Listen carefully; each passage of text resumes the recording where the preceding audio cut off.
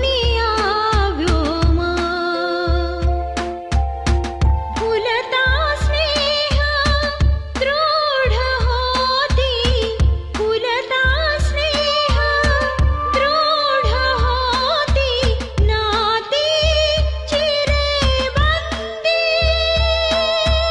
नाती चिरेबंदी.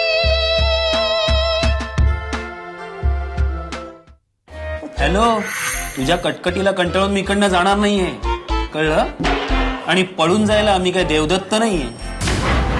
सरांना मध्ये नाही आणायचं. सारं जग जे बोलतंय ना तेच मी बोलतोय. Mind your language. Please. Prashant, Neema, का मला सांगायला काय हरकत आहे? आणि तुम्ही आत्ताच म्हणालात ना किती मोठी झाली तरी मुलं ही मुलंच असतात म्हणून. हो, आणि रजत जसा तुमचा मुलगा आहे तसा तो माझा बालमित्र आहेच ना. आणि देवदत्तलाही कळू देऊ नकोस की तुला हे कळलं म्हणून. ओके? देवदत्त काय की काल सायंकाळी रजतनी देवदत्तला कासार गल्लीत बघितलंय. देवदत्त आणि अपर्णासाठी किमान प्लीज एवढं करशील की त्या प्रशांतशी भांडू नकोस. अय्या अय्या, रजत, मी तुला कासार गल्लीत काल पाहिलं, तेही नको त्या लोकांबरोबर. तूही मला पाहिलं होतंस पण तू लपून बसलास. पण आपली नजरानजर झाली हे तूही टाळू शकत नाहीस आणि मी. खरंय ना?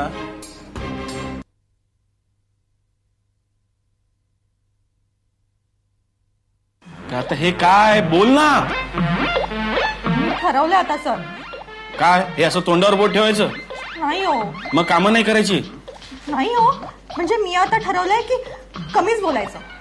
पण मग त्यासाठी तोंडावर बोट ठेवण्याची काय गरज आहे? हे नाही ठेवलं ना तर लक्षातच राहत नाही. तेव्हा नीमा कधी सुधारणार ग तू?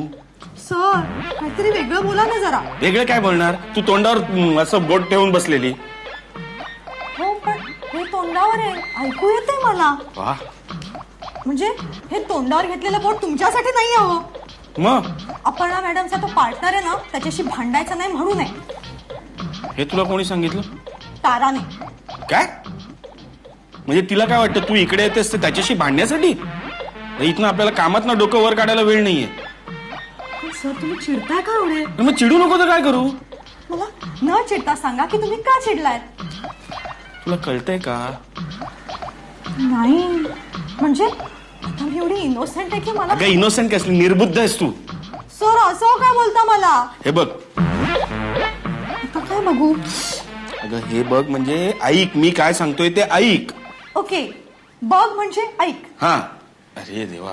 हा, म्हणजे मी तुमच्याकडे बघू आणि तुम्ही जे काय बोलणार आहात ते मी ऐकू. हा. अगं बाई, हे सगळं अपर्णाचं कारस्थान आहे. तिनेच सांगितलं असणार नीमाला सांग प्रशांतशी भांडत जाऊ नकोस म्हणून. हो, हा. पण मग ताराच्या बोलण्यात असं काही जाणवलं नाही की अपर्णा मॅडमने हे सगळं सांगितलं असेल. नीमा, हा, बाळ हुशार आहेस की नाही तू? मग ही हुशारी कधीतरी आपल्या आचरणात आणावी. म्हणजे काय करू? विचार कर.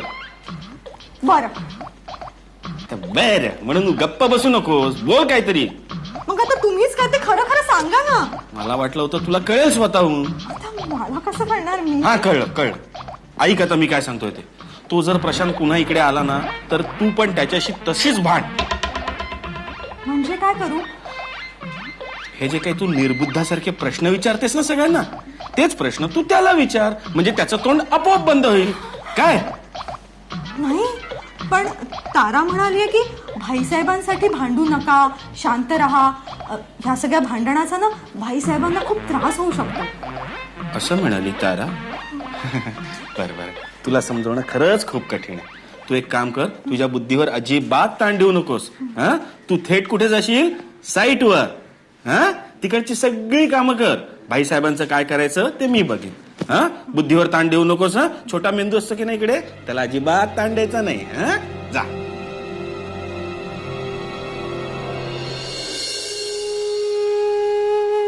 दीदी, आता कसं वाटतंय?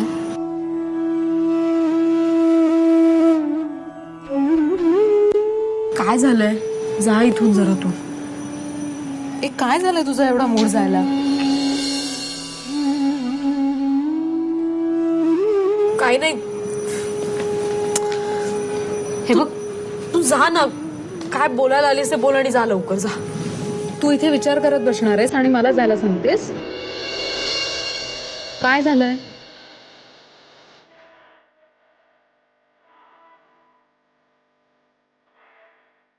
दीदी, बरं ठीक आहे, एक गुड न्यूज आहे. Good news?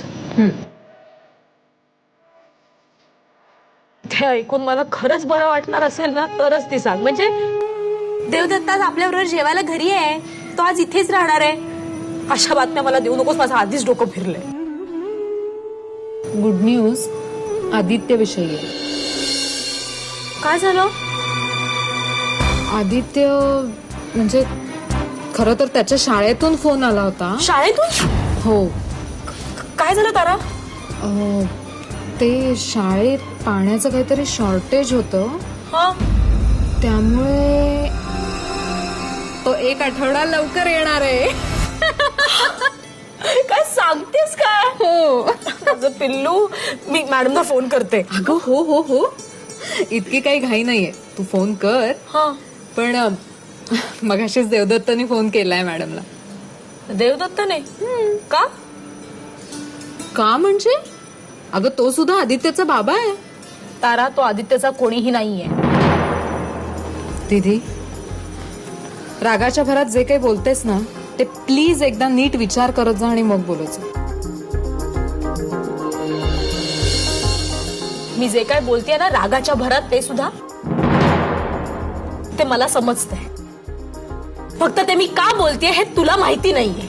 अगं मग सांग ना, काय झालं एवढं?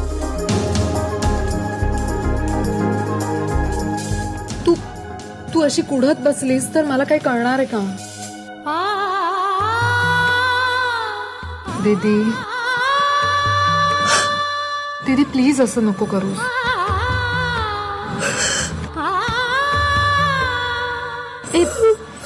हे बघ, एक आयडिया करूया. तू पटकन फ्रेश हो, मी कॉफी करून आणते मस्तपैकी, मग आपण दोघी जणी फिरायला जाऊयात. हा, तर काय होणार आहे? चल ना ग, मस्त पाणीपुरी खाऊयात, जरा तोंडाची चव बदलेल.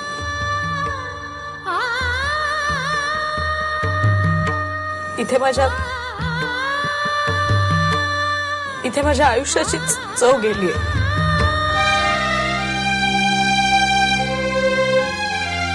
दीदी, दीदी तू काय झालंय ते मला सांगणार आहेस?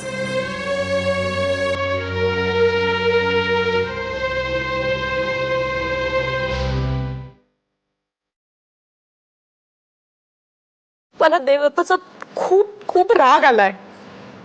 का पण? मला हे बघ, मला मान्य आहे की तुझा राग आहे त्याच्यावर, पण आता नव्याने काही झालंय का? नव्याने म्हणजे काय?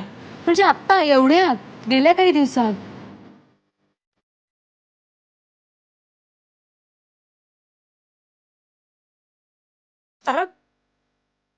जरा काय झालंय ना, माझं मलाच समजत नाहीये की मी देवदत्त बद्दल तक्रार करायची म्हटली तरी तो अधिकार मला आहे की नाही.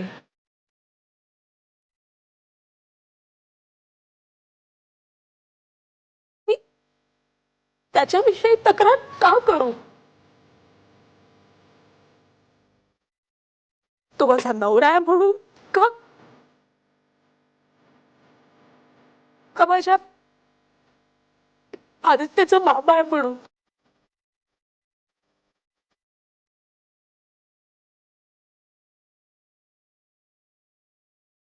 परत तो अधिकार मला नाहीये असं मी जर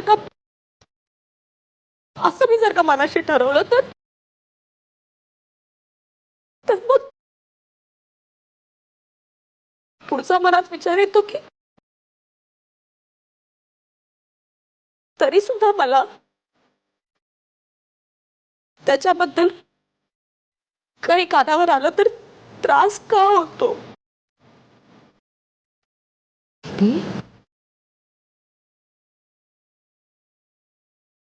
काय झालं एवढं? आणि देवदत्त बद्दल माझ्या कानावर जे आलंय ते ऐकून त्याला मला खूप त्रास होतोय. ते मी कुणाला सांगितलं तर माझ्यावर कोणी विश्वास ठेवणार नाही आणि मी ते देवदत्त बद्दल बोलते असं ऐकून तर कोणीच विश्वास ठेवणार नाही.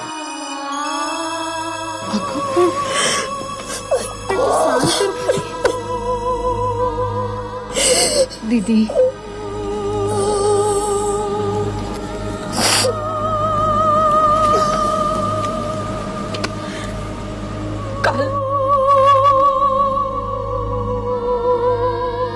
काल रजत इथे आला होता.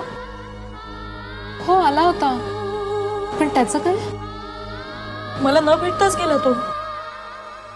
हो अगं खरं तर तो देवदत्तालाही भेटायचं नव्हतं त्याला, पण देवदत्त अचानक समोरच आला त्यामुळे नाईलाजाने त्याला भेटावं लागलं. पण देवदत्त समोर आल्यावर त्याचा चेहराच उतरला.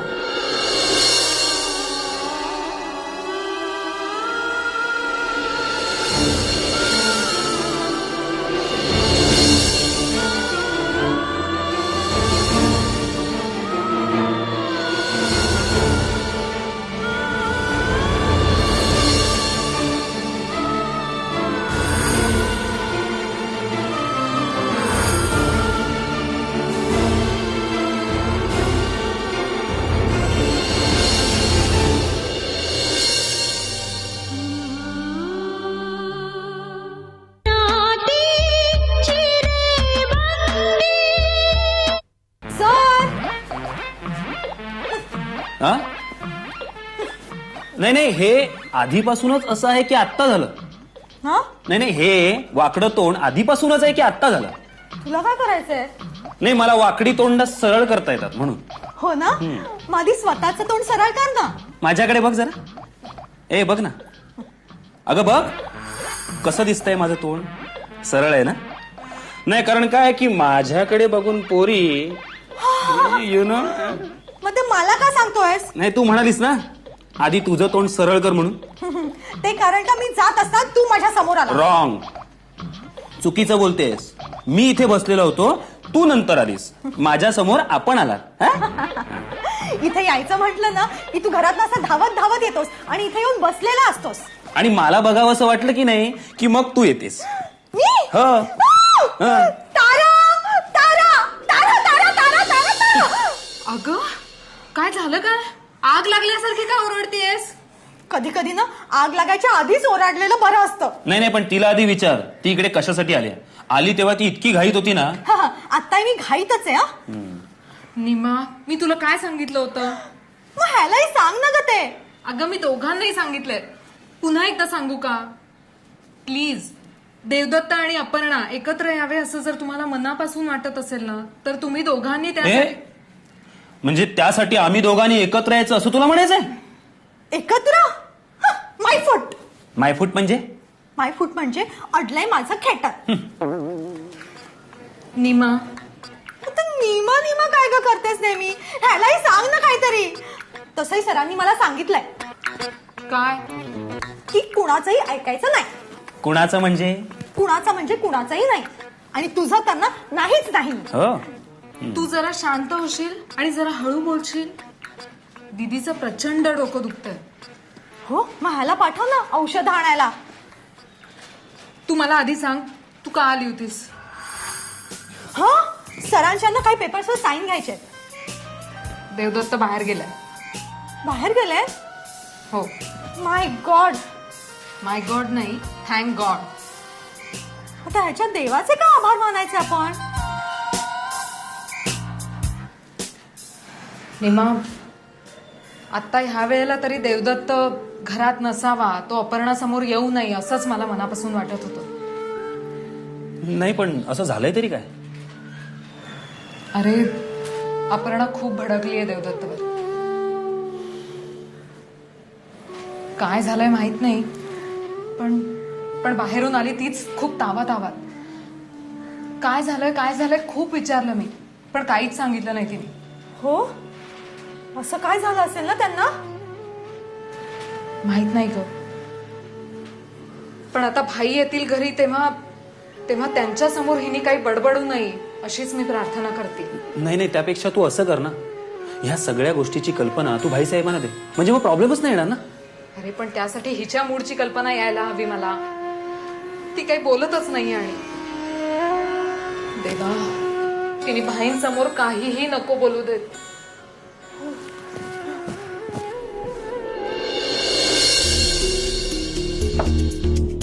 माझं सांगून झालंय, आता तुमचा विचार तुम्ही सांगा. तुम्ही बरोबर बोलताय. मी तुला एकट्याला नाही, तुम्हा दोघांना विचारतो. अपर्णा, काय भाई? मला एवढंच विचारायचं आहे की आदित्य आता लवकर येतोय, तर त्याला घ्यायला तुम्ही दोघांनी जावं असं मला वाटतं.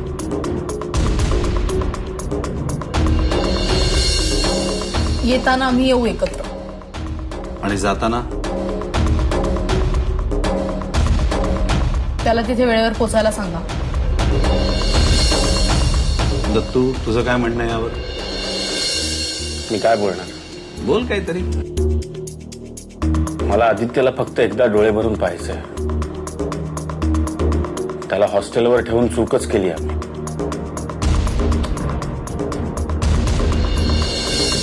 भाई मी जाऊ? कुठे पाचगणीला निघालीस? नाही हो, इथून जाऊ का? का तुला काय घाई आहे?